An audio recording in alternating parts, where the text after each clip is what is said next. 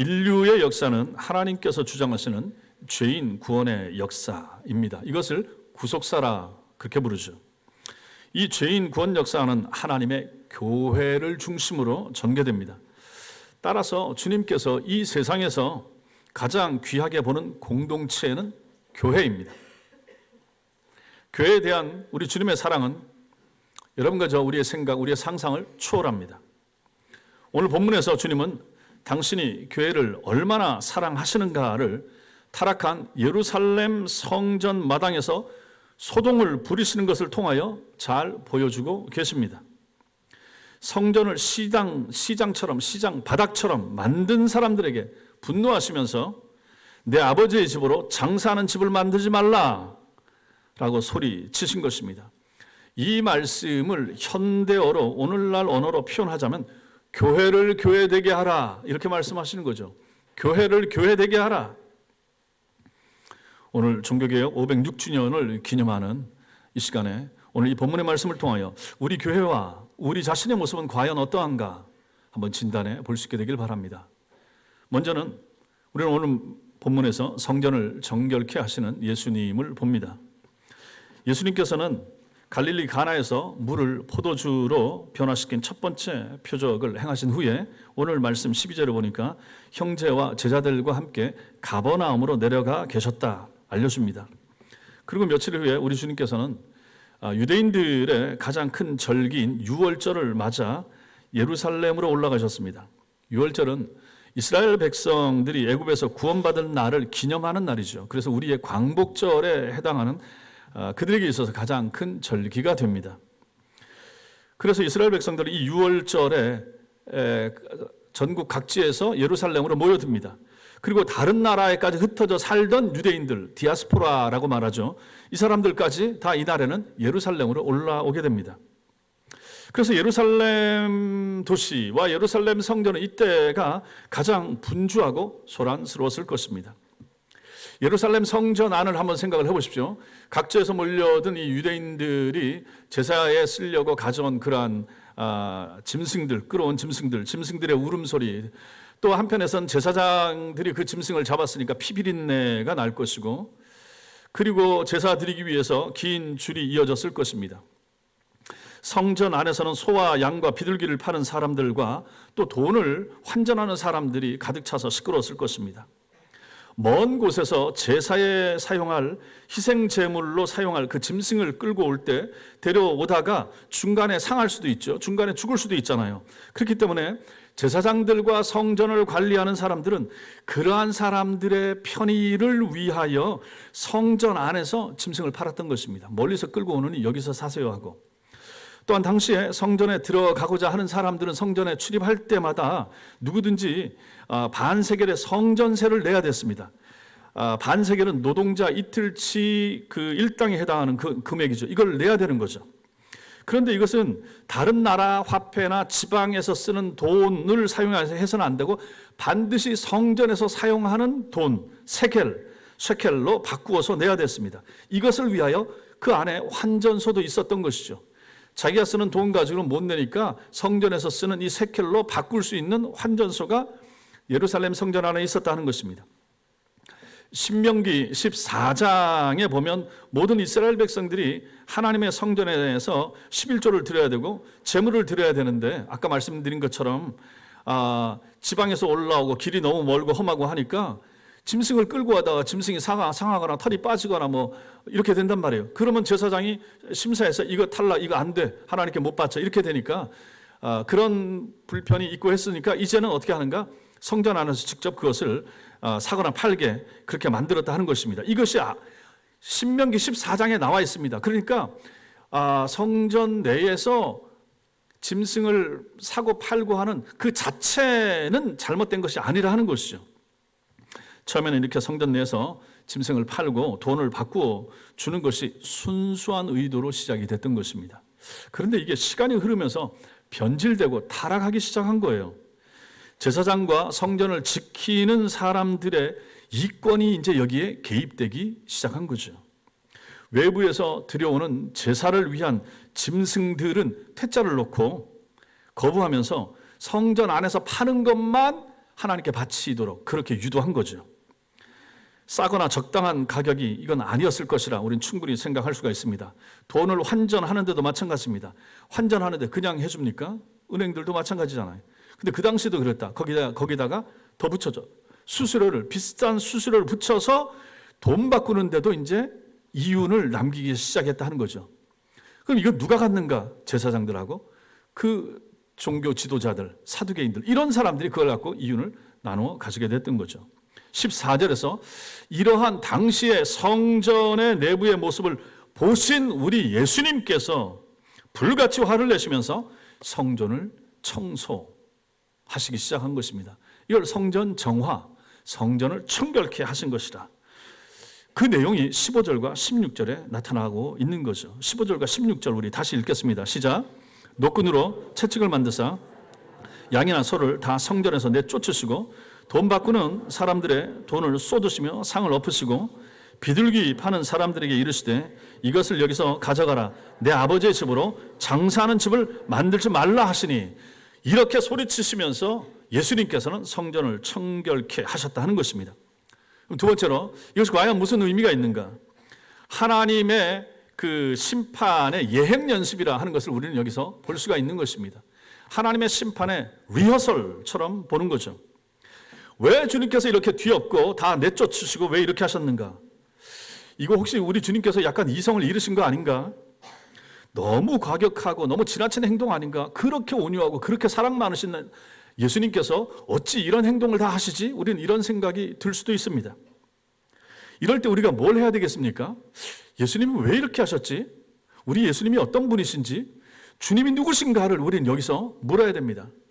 제가 설교를 하면서 자주 말씀드리죠. 구약성경과 신약성경의 모든 내용을 읽을 때마다 하나님을 발견하고 예수님을 발견해야 된다고 그랬습니다. 왜 하나님이 이렇게 하셨는가? 여기에 나타나는 예수님의 의도는 무엇인가? 마찬가지인 거죠. 여기서도 예수님은 왜 이렇게 행동하셨는가?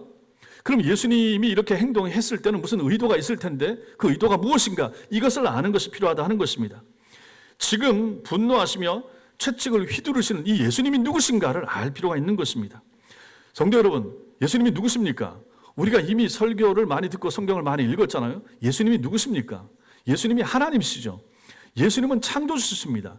창세기 1장에 세상을 창조할 때 그때 계셨던 분이 누구십니까? 예수님이십니다. 성자, 제2위 성자 되신 예수님이 이미 그때도 계셨던 분이시죠.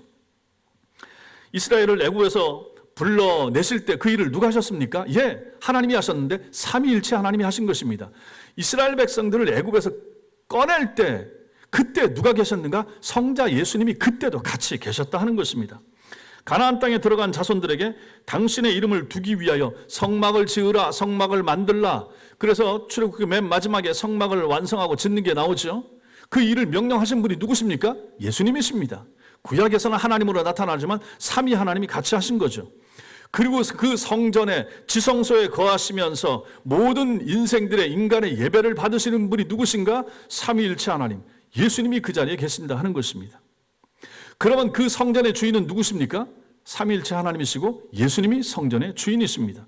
자, 그러니 오늘 지금 성전, 이 성전은 솔로몬이 지었던 첫 번째 성전이 무너지고 스룹바벨이 재건했던 성전도 허물어져서 다시 지금 헤롯 대왕이 짓고 있는 제3성전, 헤롯 성전이라고 불리는 이 성전인데, 이 성전이 주 64년까지 짓고 완성됩니다. 긴 시간 지어집니다. 이때도 예수님 오실 때도 지어지고 있었고, 지금 예수님이 여기 성전 들어가서 청소하는, 정결케 하는 그 순간에도 성전 골조가 올라가고 짓는 것이 계속되고 있던 시점입니다. 그리고 64년에 지은 다음에 70년에 로마 장군 티투스가 들어와서 완전히 싹 쓸어서 돌 위에 돌 하나도 남지 않게 된 것이 헤롯 성전인 것입니다. 그리고 나서 지금 이스라엘이 전쟁하고 있는 저 땅, 통곡의 벽, 그것은 그 헤롯 성전 바깥에 담 앞에서 지금 성전은 하나도 없고, 거기는 지금 알 아크사 사원인가 하여튼 이슬람 사원이 서 있고, 옛날 사원자, 그 밖에 둘러 있었던 성전 벽 앞에서 지금 이스라엘 백성들은 기도를 하고 있는 거죠. 이 성전의 주인이 누구신가? 예수님이십니다. 성전의 주인이신 예수님이 오셔서 보시니까 주인의 뜻에 합당치 않은 그러한 모습들이 다 보이는 거예요. 인간들이 하는 짓들이 거기서 다 나타난다 하는 것입니다. 대제사장, 제사장, 이러한 서기관, 이런 사람들이 성전에서 하는 모습들을 주님께서 보시고 그 대표적인 모습 가운데 하나 장사하는 이런 것을 보시고 예수께서 진노하시는 모습이 오늘 성경에서 우리가 보는 것입니다. 성도 여러분, 사실 이 장면 자체가 놀라운 거예요. 성경을 읽을 때 그냥 읽지 마시라고 그랬습니다. 보십시오. 어떻게 지금 예수님의 신분은 지금 뭡니까? 30살 정도 된 30살 약간 넘었을 수 있는 예수님입니다. 유대인 청년입니다. 갈릴리 출신입니다. 이 사람이 혼자 와가지고 성전 안에서 지금 난리를 부리고 있는 거예요. 뒤엎고 쫓아내고 하고 있는 것입니다. 채찍을 휘두르고. 근데 그 안에 사람들이 많이 있잖아요. 제사장들이 있고 서기관들이 있고 쟁쟁한 사람들이 많은데 손도 못 대고 있는 거예요. 젊은 유대 청년 하나가 난동을 부리고 있는 것처럼 보이는데도 불구하고 가만히 있는 거예요. 어떻게 아무런 제지도 받지 않고 이런 일을 할 수가 있었을까? 그리고 이 소동에 대한 처벌도 없이 그냥 지나간 거 아니겠습니까? 이게 어떻게 가능한가? 가능하였던 것입니다. 왜 그렇습니까? 이것은 예수님의 마지막 심판에 대한 예행 연습이었기 때문에 그런 것이죠. 성경에 이것을 보여주는 거예요. 예수께서 훗날에 오시게 되면 다시 이런 심판이 있을 것이라 하는 것을 미리 여기서 2000년 전에 보여주신 모습이 되기 때문에 그대로 성경은 기록하고 있는 거예요. 머지않아 주님은 재림하실 것이고 그때 재림주로 오실 예수님은 초림에 오셨던 사랑 많으신 주님하고 완전히 딴판에 예수님이 이 땅에 오실 것이라 하는 것입니다. 심판주로 오실 주님이 심판하시는데 그럼 이 심판이 어디서부터 시작될 것인가? 또 이게 중요합니다. 심판의 시작은 어디인가? 교회입니다. 심판의 대상은 누구인가? 목사, 장로, 임직자들입니다. 교회 안에 중직자들이 심판의 대상이 될 것이라 하는 것입니다. 베드로전서 4장 17절이 우리에게 이것을 보여줍니다. 읽겠습니다. 시작.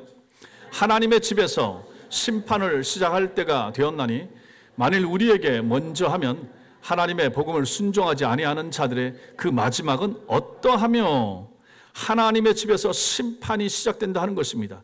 교회가 먼저 심판받으면 교회 밖에 있는 나머지 사람들에 대한 심판은 얼마나 대단할 것인가.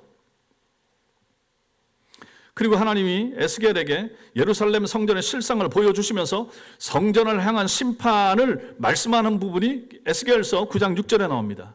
읽겠습니다. 시작.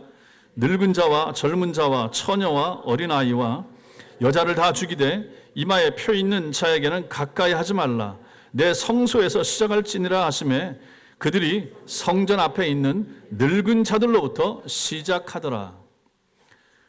성소에서부터 성전에서부터 심판이 시작되고 나이 든 사람들부터 심판받는다. 목사, 장로, 권사, 교회 안에서 오래됐고 예수 오래 믿었다라고 하는 사람들에게서부터 마지막 날 우리 예수님이 오시면 심판하실 것이라 하는 것입니다. 신앙의 진위 여부를 가지고 심판하게 될 것입니다. 정말 하나님을, 정말 예수님을 바르게 잘 믿었는가, 제대로 믿었는가, 신앙생활, 교회생활 제대로 했는가, 교회부터 심판하시는 것입니다. 성도 여러분, 이거 무섭지 않습니까? 우리가 요한복음 2장을 읽으면서 우리가 보는 것은 아하, 예수님이 재림하시게 되면 예수님 재림하실 때 심판은 교회에서부터, 교인들부터, 중직자들부터 심판하게 되리라 하는 것을 우리는 여기서 보게 되는 것입니다. 주님께서 공생애를 시작하시면서 예루살렘에 가셔서 온 유대 사회에서 공적으로 처음 당신을 소개하신 방식, 데뷔하시면서 보여주신 방식이 무엇인가? 성전을 청소하는 모습부터 여기서부터 시작한다 하는 것을 주님이 말씀하시는 것입니다. 청소부터 시작하는 거죠. 우리가 어느 집에 입주했다, 아파트에 입주했다, 뭘 합니까? 입주 청소부터 하고 사람이 들어가서 살고 생활하는 것입니다. 예, 우리 주님이 당신의 이제 30년 동안의 사생활을 접고 공적인 생활을 시작하시면서 하신 가장 첫 번째 일이 무엇인가? 실제로는 공적인 데뷔를 바로 예루살렘 성전에서 성전을 정결케 하는 모습을 통하여 당신을 드러내셨다 하는 것입니다. 그게 얼마나 중요했으면 그것을부터 하셨을까 하는 거죠. 예수님 재림하셔서 신천 신지가 이 땅에 임하고 하나님 나라가 시작될 때 그때도 마지막에도 마지막 청소가 있게 될 것이고 청소 끝난 다음에 구원받은 하나님의 택한 백성들만 데리고 하나님께서는 새로운 세계, 새로운 나라를 시작하실 것입니다. 그러므로 오늘 이 본문의 사건은 그저 최후 심판의 맛보기 정도에 불과하다. 우리는 이렇게 봐야 되는 거죠. 그때 예루살렘 성전 안에만 이 일이 있었기 때문에 그런 것입니다. 그러나 앞으로 이제 언제가 될지 모르지만 우리 예수님 재림하실 때는 이것은 전 교회적, 전 세계에 흩어진 교회를 구별하는 분별하는 그러한 순간이 될 것이고 알곡과 쭉정이를 가르는 그러한 심판이 될 것이고 교회 안에도 한 교회 안에도 우리 천성교회 안에도 참된 신자와 거짓된 신자가 갈라서게 되는 그러한 심판의 날이 될 것이라 하는 것입니다. 무서운 날입니다. 성도 여러분, 지금이야 괜찮죠. 지금이야 평안하죠. 다 같이 예배드리죠. 다 같이 식사하죠. 다 같이 성찬에 참여하죠. 그러나 마지막 날은 달라지게 될 것이라 하는 것입니다. 옥석이 가려지는 순간이 오게 될 것이라 하는 것입니다. 나는 과연 어느 편에 서게 될 것인가? 나는 양의 편에 서게 될 것인가? 염소의 편에 서게 될 것인가? 여러분 자신의 신앙을 잘 보시라 하는 것입니다. 그것은 직분의 유무, 내가 교회에서 무엇을 맡아서 섬기고 있느냐, 이거하고 전혀 상관이 없습니다. 초신자도 구원받을 수 있고 세례받은 지 얼마 안 된 사람도 하나님 앞에 칭찬받고 하나님 나라 들어갈 수 있습니다. 그러나 오래 묵은 신자, 오래된 사람, 교회들 가운데 목사랍시고 행세했던 사람들, 매주일마다 강단에서 설교했던 그 사람마저도 실제로는 하나님 나라에 들어가지 못하는 그런 비극적인 일들이 충분히 일어날 수 있는 시점, 그것이 바로 우리 주님의 재림하는 시점이 되는 것입니다.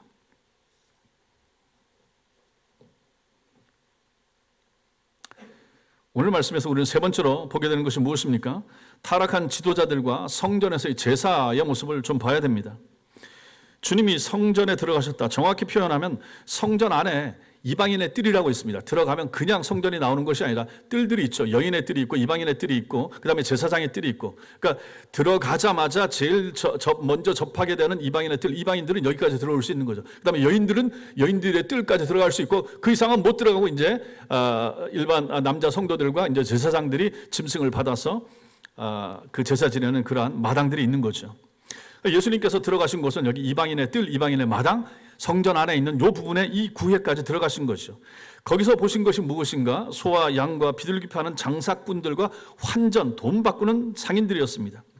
소와 양들의 울음소리와 장사꾼들의 호객하는 소리가 뒤섞여서 성전 뜰이 시장통같이 됐다 하는 것이죠. 자, 그런데 보십시오. 처음부터 과연 성전의 모습이 이랬는가? 아닙니다. 출애굽기 40장에서 모세가 성막을 처음 지어서 하나님께 봉헌할 때의 모습을 우리가 이미 읽었습니다. 여러분들이 읽으셨죠? 그때의 모습을 한번 상상을 해보십시오. 그리고 솔로몬이 성전을 지어서 하나님께 봉헌할 때의 그러한 모습도 우리가 기억합니다. 그 내용 역대하 5장에 나오는데 우리 같이 한번 읽겠습니다. 시작. 나팔 부는 자와 노래하는 자들이 일제히 소리를 내어 여호와를 찬송하며 감사하는데 나팔 불고 재금치고 모든 악기를 울리며 소리를 높여 여호와를 찬송하여 이르되 선하시도다 그의 자비하심이 영원히 있도다 하매 그때에 여호와의 전에 구름이 가득한지라. 제사장들이 그 구름으로 말미암아 능히 서서 섬기지 못하였으니 이는 여호와의 영광이 하나님의 전에 가득함이었더라. 아멘. 하나님의 영광이 구름의 형태로서 성전에 가득하고 사람들은 두려워 떨고 하나님을 찬송하고 그 앞에 엎드려 있고 고개를 들지 못하고, 그것이 성전에 임한 하나님의 영광이었고 그 성전을 대하는 이스라엘 백성들의 태도와 자세였다 하는 것입니다. 그래서 그토록 하나님과 대면하여 말하던 모세 자신도 감히 성막에 함부로 들어갈 수가 없었고, 솔로몬 성전에서는 성전 제사를 담당해야 했던 제사장들이 아무도 그 거룩하신 하나님의 임재가 있는 성전에서 능히 제사를 지낼 수 없을 정도로 느꼈던 것입니다. 이사야도 그 앞에서 고개를 숙이고 두려워 떨었던 것이 바로 성전에 임한 하나님의 영광이었던 것이죠. 그래서 그 앞에서 두려워 떨고 경건한 마음을 가지고 제사장들은 성전에 들어가곤 했던 것입니다. 자, 그런데 우리가 보는 오늘 이 요한복음 2장 말씀에서 그러한 경건의 모습을 우리가 찾기가 어렵다 하는 것입니다. 모든 사람들이 이렇게 하나님을 경외하는 감각, 경건성, 이것이 있지는 않았다 하는 것을 우리는 이 말씀에서 보게 되는 거죠. 당시 상황을 좀 더 말씀을 드리겠습니다. 예수님 당시에는 로마 총독이나 주권자들이 유대인 중에서 제사장을 아무나 임명했습니다. 옛날에는 레위지파 아론 계열의 사람들만 됐었는데 이제는 세상이 바뀌어서 흘려서 그 다음에 로마가 압제하면서부터는 그러한 계열의 사람들이 아니라 누구든지 돈만 있으면 원하는 사람, 그 다음에 로마 총독이나 이런 사람의 마음에 들기만 하면 그 사람을 제사장으로 세웠다 하는 것입니다. 돈 주고 제사장 직분을 팔았던 것이죠. 그래서 정치적 야심이 있고 돈이 많았던 예수님 당시에 제사장 누굽니까? 가야바하고 안나스, 이런 사람들이 제사장 직분을 돈 주고 산 거예요. 명목상으로는 가야바가 대제사장이었지만 실제로는 모든 권세와 힘은 그의 장인인 안나스가 가지고 있었던 것이죠. 그러니까 안나스와 가야바는 장인 어른이고 사위 관계였던 것입니다. 자, 그러니 돈 주고 제사장 직분을 사고 그래서 제사를 집전하고 인도했으니 이 사람들에게 하나님 앞에 자기가 갖추고 있어야 될 경건성이 있었겠습니까? 이런 제사장들에게 무슨 경건이 있으며 무슨 하나님을 두려워하는 마음이 그들에게 있었겠습니까? 또 이 안나스라고 하는 사람, 돈 많은 사람이었죠. 이 사람이 자기 가게를 감람산에 가지고 있었다고 합니다. 그리고 거기서 절기 때마다 예루살렘에 올라오는 유대인들에게 제사에 사용할 짐승들, 양들, 재물을 팔았던 거예요. 제사에 필요한 물품을 판매하는 독점권을 이 사람이 가지고 거기서 이익을 남기고 있었던 것입니다. 멀리서 오는 사람들은 제사 드릴 짐승을 어차피 가져올 수 없기 때문에 예루살렘에 와서 사야 되는데 이 가게에서 파는 물건, 즉 여기서 검사받아서 인증 도장이 찍힌 이 양이나 염소 이것만 팔 수 있도록 자기가 제사장이니까, 대제사장이니까 이 일을 여기서 하게 했다 하는 것입니다. 그러니 이 가게에서 안 사면 다른 양이나 염소를 가지고 저 안에 들어갈 수가 없는 거예요. 또 모든 유대인 성인 남자가 1년에 한 차례씩 성전세를 반세겔 내게 했는데 이것은 외국 돈으로 안 됐죠. 외국 돈을 내는 것이 허용되지 않았기 때문에 외국에서 온 유대인들도 환전을 해야만 되는 것입니다. 물론 이것을 이 대제사장 일가가 또 여기서도 이윤을 남기게 되는 거죠. 이 가게에서. 이런 식으로 더 편리를 추구하다가 어떻게 됐는가? 이제는 성전 안에 들어가게 된 거죠. 성전 안에 이방인의 뜰에 지점을 차린 거예요. 거기에. 밖에서만 하다가 이제 여기까지, 굳이 뭐 여기까지, 여기서 하자 해서 여기서 그 일을 다 하고 있었던 것이다 하는 것입니다. 그러니 성전 안에서 이방인의 뜰에서 짐승을 팔고 환전하면서 돈을 바꿔주고 이 모습을 우리 예수님이 보셨다 하는 것입니다. 그들은 담대하게 성전의 뜰에까지 짐승들을 끌고 와서 거기에 우리를 만들고 거기서 장사했고 돈을 바꿔 주었던 것입니다. 주로 당시에 사두개인들이 이 대제사장 일가와 이 결탁해서 성전을 둘러싼 정치적인 권력을 장악해 있던 상황이었던 것입니다. 그러니 이들에게 어떤 경건을 기대할 수가 있겠습니까? 아무도 당연히 이 사람들은 성전 제사를 반대하지 않죠. 그래서 하나님을 경배하는 제사의 형식은 그대로 보존이 되고 있었고 경건의 모양은 여전히 진행되어 있었던 것입니다. 예전부터 내려오던 제사, 예배의 모습, 제사장이 앞에 서서 구약 성경을 읽고 하나님 앞에 엎드리고 이런 것은 다 그대로 다 진행이 되고 있었다라는 것입니다. 그럼에도 불구하고 참된 경건은 사라진 지 오래였고 내용 없는 종교의 형식만이, 껍데기만이 유지되고 있었던 것입니다. 당시 대제사장들과 또 제사장들, 이들의 주된 관심은 뭐였습니까? 돈이었던 거죠. 돈. 유월절과 같은 절기는 그들에게 많은 이익을 챙길 수 있는 한몫 보는 대목이었던 것입니다. 모세와 솔로몬이 알았던 성전에 계신 하나님의 임재와 같은 두려움이 그 당시에 그 누구에게도 찾아보기 힘든 그러한 어렵고 참 지극히 타락한 시대였던 것입니다. 이렇게 타락한 종교 지도자들과 그들의 제사, 그들의 예배 형태, 이것을 어찌 우리 예수님께서 가만히 두고 보시겠습니까? 그래서 우리 주님은 이런 소동을 벌이신 것입니다.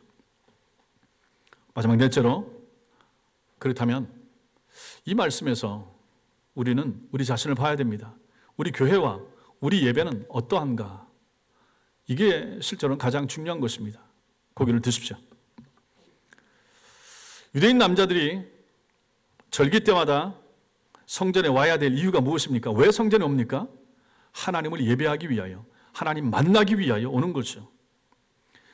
당시에 성전과 제사를 섬기도록 부름받은 제사장이 할 일은 무엇입니까? 하나님이 기뻐하시는 제사를 집전하고 인도하는 것입니다. 성도들은, 일반 백성들은 하나님을 만나고 하나님을 예배해야 되고 이 일을 도와주는 제사장들은 그 직무를 잘 감당해야만 했던 것입니다. 그런데 그런 모습이 전혀 보이지 않았던 성전과 사람들, 그들이 거기에 모여 있었던 것이고 이 부분에 대하여 우리 예수님께서 심판하신 것입니다. 신앙이 형식화되고 외식화하는 것은 어느 시대에나 있을 수 있는 일이고 누구나 빠질 수 있는 위험이 되는 것입니다. 신앙이 형식으로 흘러간다. 모양은 갖추고 있는데 내용은 빠진다. 이것은 다른 모든 종교들에게도 마찬가지라 하는 것입니다.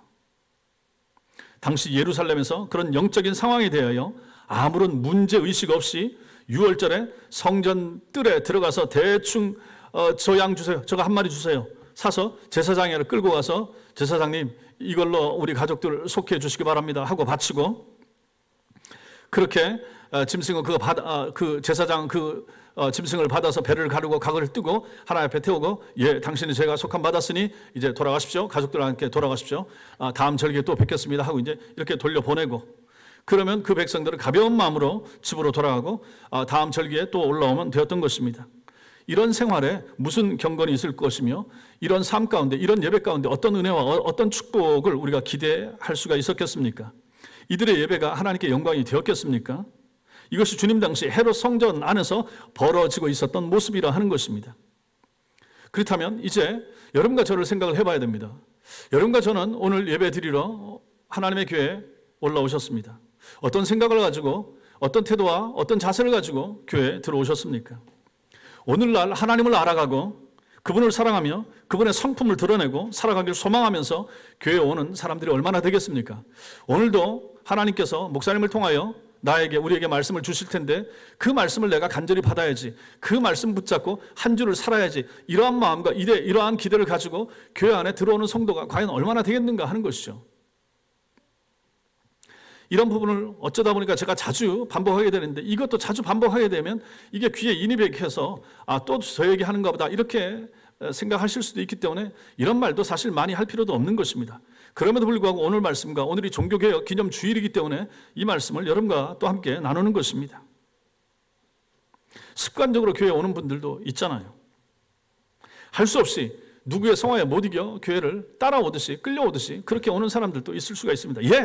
그렇게 오신 분도 잘하신 것입니다. 그렇게 와서라도 하나님의 성령의 역사하심 가운데 예수를 만나게 되고 믿게 되니까요. 우리도 처음에는 다 그렇게 신앙생활을 하게 되지 않았습니까? 그러나 그 시간이 너무 오래되고 너무 길어지고 계속 그 상태라 그러면 그것은 이제 문제가 된다 하는 것입니다. 지난 목요일자 국민일보를 보는데 미션란에 이런 내용이 나옵니다. 예배당 커피 논쟁.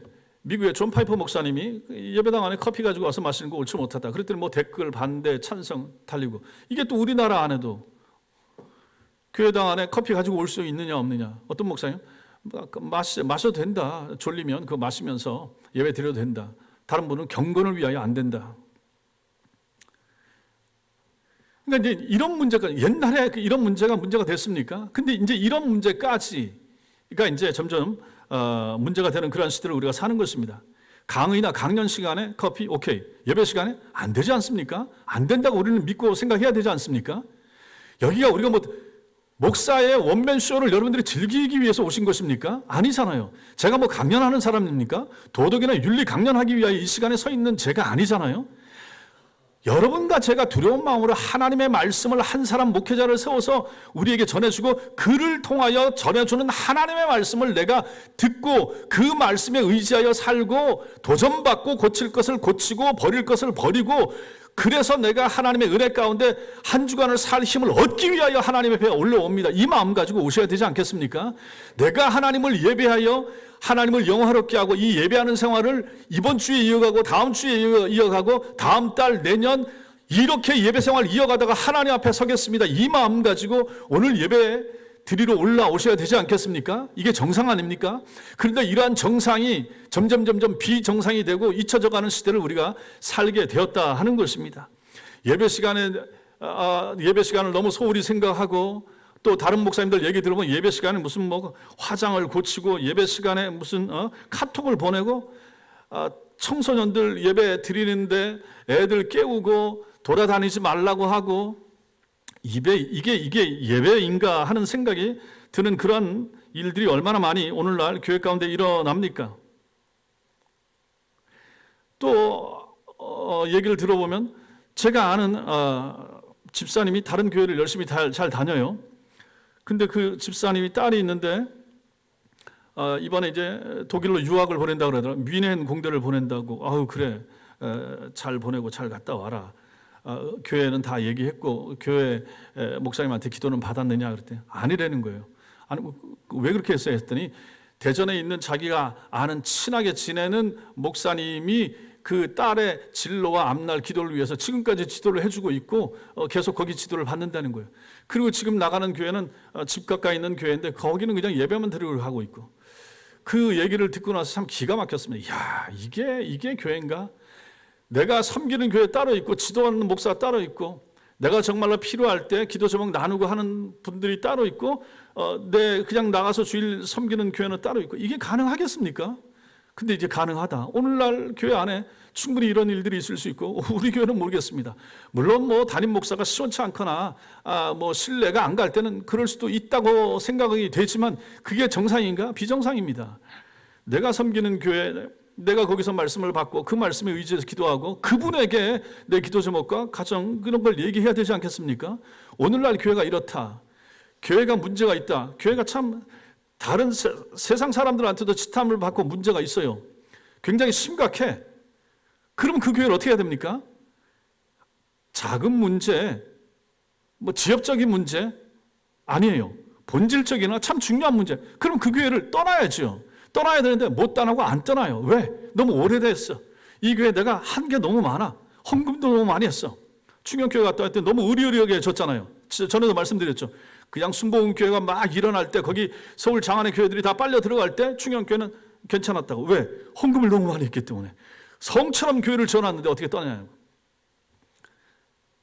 떠나야 될 때는 떠나야 되는데 안 떠나는 사람들이 있다는 거예요. 그것도 문제 아니겠습니까? 교회가 목사가 가르침이 삶이 변질됐고 만약 타락했다. 그러면 거기서 벗어나야 되는 거죠. 그건 너무 오래됐어요. 얽힌 게 너무 많아. 사돈의 8천이 다 이 교회 안에 이렇게 되니까. 그러면 거기서 정상적인 교회 생활을 할 수가 있겠습니까? 그 교회 목사가 존경스럽지 않으면 어찌 그 교회 목사의 설교를 들을 수 있겠습니까? 저도 마찬가지고 만약에 여러분들이 저에 대하여 그런 마음이 들거나 아니라 싶을 땐 떠나셔야죠. 어떻게 하겠습니까? 여기 형식적으로 왜 예배를 드리겠습니까? 목사가 중요하지 않죠. 목사의 메시지가 중요하죠. 그럼에도 불구하고 목사가 신실하지 못하고 경건하지 못하고 믿음직하지 못한 목사가 설교한다 그러면 그가 하는 말이 어떻게 하나님의 말씀이라고 내게 들려질 수가 있겠습니까? 그러면 안 되는 거죠. 그러면 진짜 내가 믿고 신뢰하고 의지할 수 있는 그러한 목사와 교회로 옮겨야 되지 않겠습니까? 그러니 오늘날 시대가 이토록 타락했다는 것입니다. 목사들이 타락했고 성도들이 그 타락한 목사를 용인하고 받아주고 이거 뭐 사람이니 그럴 수 있지. 이런 시대가 됐다 하는 것입니다. 그러니 자기들도 죄를 짓고 적당하게 무마하고 쌍방이 그냥 대충 그렇게 넘어가면 뭐 다 사람이 연약하게 넘어가지, 은혜로 덮고 넘어가자, 이러한 분위기 가운데 다 은혜와 신앙의 질이 다 하향 평준화되고 있는 이러한 시대를 우리가 살고 있는 것이고, 우리 예수님 시대가 바로 그런 시대고, 그러한 시대에 주님이 들어가셔서 그 교회를 보시고 그 성전을 보시고 다 쫓아내고 다 뒤엎어 버리셨다 하는 것입니다. 이러한 시대에 우리 예수님이 만약 오신다 그러면 우리 교회와 이 땅에 있는 교회들은 과연 멀쩡할 것인가, 과연 인정받고 칭찬받을 수 있을 것인가를 우리는 생각하면서 믿음생활, 신앙생활을 하는 것이 필요하다 하는 것입니다. 교회 안에 들어오는 사람들이 순수한 마음이 없이 들어올 수도 있고 처음엔 그럴 수가 있습니다. 그런데 그 마음이 오래 가는 거예요. 사업을 목적으로 오는 사람들을 미국 교회에 있을 때도 봤습니다. 자기 비즈니스를 위하여 사람들에게 물건 팔기 위해서 교회 안에 오는 사람들이 있었습니다.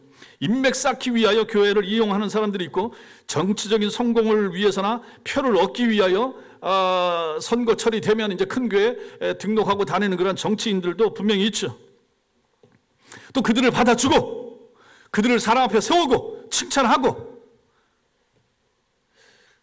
이런 교회들의 모습이 오늘 요한복음 2장에 나타나는 이러한 주님이 청소하셨던, 청결케 하셨던 그러한 교회 모습과 대비되는 그러한 모습을 우리는 성경에서 보는 것입니다. 주님은 오늘도 당신의 교회를 심판하고 계시고 살피시는 분이라는 사실을 믿으시기 바랍니다. 오늘날 세상의 조롱거리가 되어버린 교회는 이미 하나님의 심판을 받고 있는 것입니다. 저나 여러분들이 세상 사람들이 개독교라고 하고 교회를 우습게 여기는 것은 이미 심판받은 거예요. 이미 진리에서 떠난 이 땅의 교회와 교인들의 세상의 손가락질 받으면서 이러고 있는 것은 심판받은 것입니다. 교회와 교인들을 전혀 존중하지 않거나 두려워하지 않는 세상을 우리는 살고 있습니다. 단순히 우리가 진리를 따라 살고 또 보이지 않는 하나님을 두려워하며 살기 때문에 세상 사람들로부터 받는 조롱과 멸시와 모욕이 아닌 것입니다. 우리가 교회라는 간판을 걸고서 하는 일이 세상에서 자기들이 하는 일과 별반 다르지 않다고 생각하기 때문에 그들이 조롱하고 우리를 놀리는 것입니다. 야, 세상이나 교회나 뭐가 다르냐? 목사와 장로가 하는 짓이 세상에서 사기꾼들, 기업체 CEO들이 하는 짓하고 뭐가 다르냐? 세상을 그렇게 보기 때문에 교회를 존중하지 않는 것입니다. 세상 사람들이 교회에 들어와 보니까 본문에 나오는 그런 장사꾼들이나 환전상들이 그들 눈에 보기에 가득해 보이는 것입니다. 교인들도 다 세상 사람들하고 별반 다름이 없다 보는 거죠. 교회를 이용하고 하나님을 이용하여 자신들의 유익이나 소망을 이루고자 하는 사람들이 가득 찬 공간을 교회로 저들은 생각하는 것입니다. 오늘 본문에서 주님이 분노하시면서 성전을 청소하신 이유는 분명합니다. 성전, 교회는 무엇입니까? 하나님을 만나는 곳이고 그곳에서 드리는 제사는 하나님을 만나는 행위가 되는 것입니다. 이 행위가 가장 중요하고 이것이 본질입니다. 이것에 충실하지 못했을 때 우리 주님께서는 심판하시는 것입니다. 교회가 뭐 하는 곳인가? 교회 왜 오는가? 교회가 본질을 놓쳐버렸을 때 우리 주님은 그 교회를 토하여내시고 버리시고 지금 중동에 있는 수많은 그러한 옛날 교회 자리, 소아시아 자리, 지금 터키에 있는 그러한 우리 요한계시록에 나오는 7대 교회들이 있었던 자리 전부 다 허물어지고 없어진 그곳 왜 그렇게 됐겠습니까? 다 본질을 놓쳤을 때 주님께서 아이고 그런 교회 필요 없다. 바울이 세운 교회면 뭐하냐? 베드로가 설교했던 장소면 뭐하느냐? 진리가 진리대로 보존되지 않으면 이거 다 필요 없다. 거기가 다 이슬람화 되어버리고 거기다 전부 다 말도 안 되는 천주교가 모여가지고 집회하고 관광이나 하면서 돈이나 받는 그러한 곳으로 다 변질되지 않았습니까? 교회가 그 본질에서 떠나고 그 기능을 상실하자 하나님은 그렇게, 예수님은 그렇게 이 땅의 교회들을 심판하신 것입니다. 성전과 제사가 타락하자 이스라엘 백성들의 삶과 도덕도 타락했고 나아가서 그런 나라들과 사람들이 심판받고 망했다 하는 것을 구약 성경은 끊임없이 우리에게 보여주고 민수기가 우리한테 그것을 보여주지 않습니까? 이것은 교회 시대를 사는 여러분과 저에게도 마찬가지입니다. 교회와 예배가 타락하면 끝입니다. 본질이 약화되고 비본질적인 것이 주목을 받으면 멸망으로 가는 것입니다. 교회에서 싸울 때도 진리를 가지고 본질을 가지고 싸워야지 무슨 말도 안 되는 거 뭘 옮기고 뭘 설치하고 이거 가지고 뜻이 안 맞고 그게 싸울 일이 아닌 것입니다. 그런 건 양보해도 될 일인 거예요. 앞으로도 마찬가지고 우리 장로님들도 마찬가지고 다른 분들도 다 마찬가지. 싸울 일이 교회 안에서 뭐가 있겠습니까? 목사님이 설교했는데 그 진리에서 벗어난 거 아닙니까? 좀 이런 걸 가지고 따진다든지 우리 장로교 신학에 의하면 그거 아닌 것 같은데 왜 그렇게 말씀하십니까? 뭐 이런 걸로 얘기한다든지 이걸 얘기해야 되는 거 아니에요? 여러분들이 책을 읽을 때도 마찬가지고 카톡 하나를 보낼 때도 마찬가지예요. 내가 보내는 이 카톡 내용이 이게 우리 장로교 신학과 맞는가 안 맞는가 이런 걸 보셔야 된다는 것입니다. 별거 아니에요. 하나님과 하느님 별거 아니지만 우리는 하나님을 믿는 사람들이에요. 천주교와 세상 사람들은 하느님을 얘기하자. 이것도 좀 분별할 수 있어야 되지 않겠습니까? 뭐든지 마찬가지를 하는 것입니다. 하나님 앞에서 우리가 하나님 중심으로 늘 생각하면서 교회 생활, 믿음 생활을 하는 것이 필요하다 하는 것을 우리는 여기서 보는 것입니다. 성전의 본래 기능, 교회의 핵심 기능, 예배의 주된 목적들을 우리는 항상 성경을 통하여 확인하고 붙잡아야 되는 것입니다. 이게 사는 길이고 우리가 사는 길이고 교회가 사는 길입니다. 여러분과 제가 천성교회를 살리고 천성교회를 사랑하는 길이 여기에 있는 것입니다. 교회 건물은 허름할 수 있습니다. 물이 조금 셀 수가 있어요. 지하 펌프가 고장 날 수도 있습니다. 돈 들여 고치면 되고 그건 별로 중요한 문제가 아니에요. 정말로 중요한 것은 우리가 예배다운 예배를 드리려고 애를 쓰는 것인가? 우리가 말씀을 잘 듣고 배우기 위해서 애를 쓰고 힘쓰는 것인가? 말씀은 잘 선포되고 있는가? 교회 안에서 교리를 배우려고 애를 쓰는가? 소요리 문답을 가르치는데 여기를 배우려고 하는 성도가 얼마나 되는가?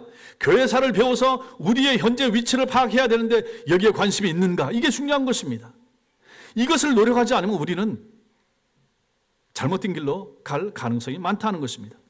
사랑하는 천성교회 성도 여러분, 오늘은 종교개혁 506주년을 기념하는 주일입니다. 지금부터 506년 전 독일에서 하나님은 마틴 루터를 사용하셔서 교회를 개혁하고 교회를 혁신하셨습니다. 종교개혁과 관련된 말 중에 개혁된 교회는 항상 개혁되어야 한다라는 중요한 명제, 중요한 말이 있습니다. 개혁된 교회는 항상 개혁되어야 된다. 종교개혁은 결코 16세기 사건이 아니며 우리 주님께서 성전을 정화하실 때의 사건도 아닙니다. 개혁된 교회는 항상 개혁되어야만 합니다. 그 기준은 물론 하나님의 말씀입니다. 말씀에 근거하여 교회를 교회되게 해야 할 책임이 우리 모두에게 있습니다. 성경에서 가르치는 교회의 모습에서 멀어질 때 하나님은 교회를 심판한다 하는 사실을 기억하셔야 됩니다. 하나님은 타락한 지도자들과 변질된 예배를 심판하실 것입니다. 그러므로 우리는 우리 자신이 참된 성도인가? 우리의 예배는 성경에 충실한가? 우리 교회는 개혁할 부분이 없는가? 우리 교회가 하는 일들은 성경과 교리의 위배됨이 없는가? 항상 돌아올 수 있어야 되는 것입니다. 이것은 목사와 장로만이 할 일이 아닙니다. 우리 모든 성도들이 해야 됩니다. 그러기 위해서 뭘 해야 됩니까? 배워야죠. 알아야죠. 알아야 배워야 이게 아니구나 하는 걸 알지 않겠습니까? 헌법도 읽으시고 배우시고 장로님들 읽으시고 교리를 배우시고 소요리 문답 제가 가르치는데 이걸 수요일만 하고 있는데 어떻게 더 할 것인가? 어떻게 더 알게 할 것인가? 생각하는 것입니다. 교리를 모르는 거예요. 성도 여러분, 우리가 개혁하는 교회 멤버로서 고신교회에 속해 있는 교회 일원으로서 하나님 앞에서 바른 교회를 세워나가는 하나님의 사람들이 되셔야 됩니다. 우리 교회 여러분 사랑하시죠? 교회를 사랑하면 여러분들이 더 충실하셔야 됩니다. 더 좋은 성도가 되어야 됩니다. 교회를 좋은 건물로 좋은 재질로 바꾸는 것이 좋은 교회가 되는 것이 아니라 나 한 사람이 질 좋은 성도가 되는 것입니다. 신천지나 이단과 구별을 잘 못하고 헷갈려 하는 그 정도의 수준을 가지고는 우리가 좋은 교회, 좋은 성도로 자라갈 수가 없는 것입니다. 성경을 열심히 읽으시고 리딩 지저스 열심히 읽으시니 감사하고 모세전도에도 성경을 1독, 2독, 3독, 6독씩 하신다고 하니 너무 감사하고 성경 읽으셔야 됩니다. 성경 배우셔야 됩니다. 성경 외우셔야 됩니다. 그리고 성경을 공부하셔야 됩니다. 교리를 배우셔야 됩니다. 이 일을 저와 같이 하시는 것입니다. 교회는 예배하고 잘 배우는 것입니다. 그리고 봉사하고 섬기고 다른 일을 하는 거예요. 하나님 앞에 예배 잘하시고 말씀을 잘 읽으시고 말씀을 배우시고 성경에 충실한 우리 교회가 될 수 있기를 주님의 이름으로 축원합니다. 기도하겠습니다.